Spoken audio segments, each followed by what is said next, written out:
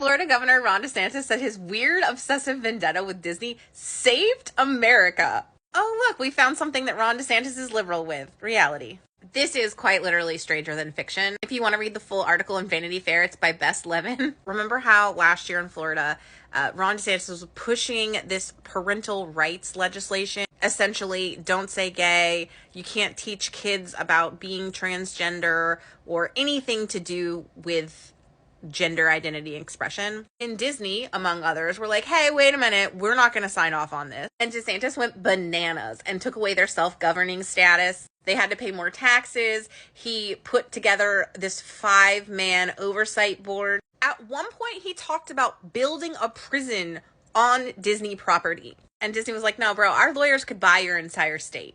So we're going to take you to court on a violation of the First Amendment because we believe this is retaliation for our political views, which anybody with eyes could see. Despite the fact that that lawsuit is still pending, listen to what Ron DeSantis is saying. Disney, which is the most powerful corporation in the history of Florida, they came out whole hog against it. A lot of these old guard Republicans were telling me that somehow Disney, when they call the shots, you just got to bend the knee. And I said, no way. I am not going to just sit idly by and let people corrupt the innocence of our kids. Mm-hmm. If we can't stand up for our kids in those situations, then we're not good for anything. So we fought back against Disney. We had a big battle with them, and we won.